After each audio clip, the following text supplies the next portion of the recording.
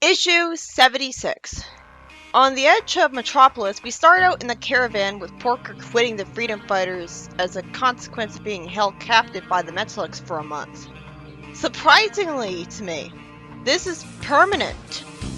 I guess that would make anyone have a bit of a breakdown, but this didn't happen immediately after Sonic saw him again, which makes it so that the only thing foreshadowing this was Porker saying he quit adventuring in a previous Knuckles story, which isn't foreshadowing so much as blatantly spoiling it. This would have happened more naturally if it happened much earlier. I was really surprised. I really expected that when Porker gave up being a freedom fighter, it would be temporary. But it isn't.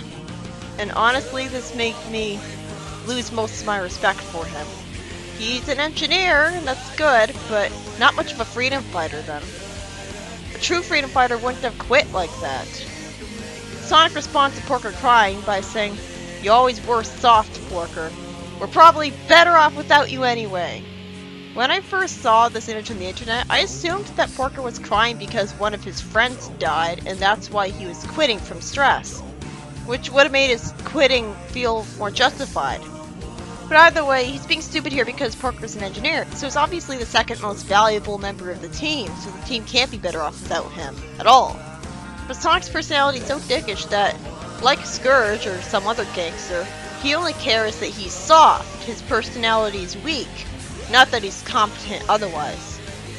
At least Amy is written to call him out on it, saying, "Sonic, for goodness sake, leave him alone! Can't you see the state he's in?" Yeah, he can. That's why he's frustrated with him. Amy continues calling him out while annoyingly having a blank, emotionless facial expression. Nobody knows what the Brotherhood of Metalics put him through. You have no right to judge him. Just back off. And Tails says that Sonic shouldn't be so mean to him. His friends calling him out would feel better if they looked annoyed or upset instead of simply surprised. Then Johnny says stupidly that the team knows he's not a coward. Bullshit! He's the team coward!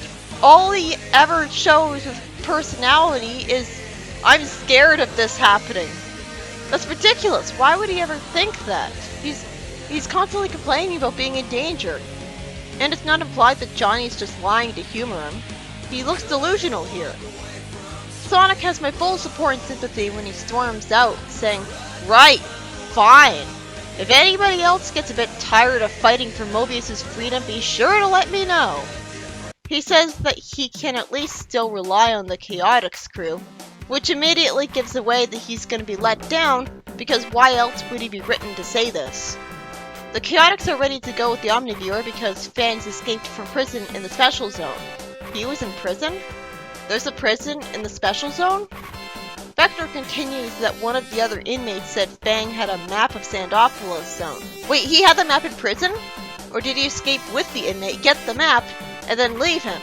Did he escape, get the map, so that the inmate would know that he had the map, and then leave the prison again? There's no way that he'd be allowed to keep the map when going to prison if he had it on his person, wherever he could have gotten it. I thought only Plunder would have a map of Sandopoulos Zone, and only because it got from a skyship. The Chaotix warp away because they feel a responsibility to stop Fang for being a former member of their crew. And a text blurb mentions that we'll only get to see what they're going to do next from a Knuckles Knockout special. So that's another special we'll have to track down when it would have been way simpler to just have it be in a regular issue. Sonic relatably complains, "Well, isn't that just great?" Then he gets hit by a laser by a robot trooper who came here with his friends because they heard reports from snitches of an illegally parked caravan. Why would people care? Because they're snitches, that's why. They probably thought they'd get rewarded if they did it. The heroes that come to rescue Sonic get threatened into putting down their weapons as Sonic's lying on the ground with a headache, and the robot trooper says he's gonna check inside the caravan with Porker looking worried. This made me think that he was gonna do something useful and realize he shouldn't quit after all because the team clearly needs him. Sonic kicks away a robot trooper, but then he gets punched again, so it's not like he's completely going out of the rare moment of weakness too fast. Porker, who is gonna get to be useful at least, says that the power supply for the caravan runs through some wires and the water that the robots are standing on can conduct electricity. So he shocks the robots. But sadly, in a twist, This doesn't convince him not to abandon the team out of cowardice, as he goes to Angel Island permanently anyways. Well, this is a pleasant surprise. Sonic awkwardly tries to apologize about saying he was too soft, and Porker forgives him way too easily because he's too nice for his own good, and admits self-awarely that he is soft. Sonic then says heartwarmingly, "Hey buddy, we wouldn't have you any other way." Too bad he's so unexpressive in this panel, because if he was smiling, this would be great. But instead he doesn't look like he's smiling or even trustworthy at all. Like he's just lying like a sociopath. Complain about Archie Sonic's art before Tracy if you want, but at least in that comic, characters were always expressive. Though maybe it's justified with Sonic having blank eyes, because one of the staff of the comic said that Sonic has difficulty expressing his emotions properly, to explain why he acts like a jerk. Wish he was more clear about that. Like maybe he has a disorder or something? In the next story, the pirates try unsuccessfully to fight the ghost, and Simpson says he's too cute to die. A weird thing for anybody to say. Did people call him cute? Is he self-aware of it? Does he manipulate people with his cuteness? And the pirate leader simply tells him to shut his trap. I guess that would be satisfying for a fan who hates this guy. Plunder tells Knuckles, Simpson, and Phil to climb down a ladder for a hiding place. Oh yeah, hide from ghosts who could go through walls. Great plan! Then it's revealed that they're on a slave ship which was haunted by ghosts protecting a treasure for some reason. Why would the ghosts care about protecting treasure when they're dead and they can't sell it or buy anything anymore? Somehow these two concepts don't really mesh well. It's almost like the latter idea was thought up at the last minute. When they get ganged up on by the Golden Ghost, Plunder discovers how to operate the idol, surrounding himself with a blue bubble while being called a primitive creature for some reason. I guess they're racist then. Plunder says that the idol is a transportation device that'll make him the most feared pirate on Mobius. Wasn't he already? He looks like he would be.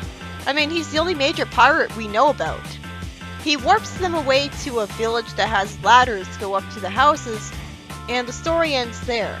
The next story starts with Tails lampshading that the bounty hunter shouldn't believe Eggman would honor his debt to him.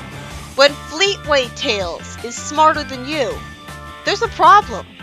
After the bounty hunter shows forced loyalty and faith in Eggman, which would only make sense if it were some villain that showed goodness to him regularly, or he's brainwashed, Tails and Tantrum get dragged behind the bounty hunter, with Tantrum lampshading that he really should have a horse if his job requires him to travel long distances all the time. The lampshading by a little kid doesn't really make up for the lack in logic. I know he's an idiot, but even idiots get tired of walking everywhere. Tails says that while his arms and legs may be tied, he can still fly, and he says cathartically, "Let's see how you like being pulled along, Fleabite," as the bounty hunter is entertainingly pulled under him in the sky. Where's he gonna bring him though? A prison won't work since the world is ruled by Eggman. He'd just release him. He tries to blast him out of the sky, which could have horribly backfired on Tails, and him actually, because he falls to his death. But his laser misses and shoots through the rope tying Tails' hands, as well as the rope attaching him to Tails in the first place. He's gonna stupidly save him, isn't he? I'm actually spared that stupidity, because Catmobians like him have the magical ability to always land on their feet without breaking their ankles, as a required secondary power, I assume. Oh, I thought Tantrum would have been tied to Tails, but instead Tails separated from him, and him being left unguarded meant he was threatened by the bounty hunter. Tantrum shows a surprising amount of compassion and maturity for a little kid who showed no signs whatsoever of being capable of this at his age yet, as he admits that he's been selfish and tells Tails to sacrifice to save himself. Tails sounds like how Sonic should be, by saying that he's not leaving now, calling him little buddy. He has a clever plan by telling the kid to start wailing, and that causes a rock fall, inconveniencing the bounty hunter, who still is too flat to deserve to be called by his actual name. Tails flies away with the kid, while the bounty hunter is left complaining about his head, and after Tails explains in Metropolis that he had used the kid's wailing powers to Chekhov's gun, he returns him to his mother, and the story ends with Tails naturally being happy to be free of the guy. The first two stories were Financial Kitchen. The first one had Sonic naturally pretty mad at Porker for wanting to abandon the Freedom Fighters out of cowardice, having one of his most major evil-sounding lines to him, while all of his friends just stand up for Porker because he's having a breakdown as a consequence of being trapped with the Metalics for a month. Imagine how he would have been after being trapped with the evil twins for a year. He makes Antoine look fearless. Antoine came home after all that, and he didn't quit adventuring. It wasn't too much for him. Maybe it wasn't that bad. But I see both sides of the story on this one. It's refreshing to have Sonic have a moment of weakness lying on the ground for a while from a laser strike, and Porker gets to be useful after a brief subversion by shocking the robots. Sadly, he still quits after that, when he just proved he can be useful, and the situation proved that his friends still need him. Talk about completely missing the moral of the story. But I like how Fleetway Sonic, of all people, actually apologized to Porker for calling him soft. That was heartwarming. And the second story has Captain Plunder warp away from the ghost with the idol. That's it.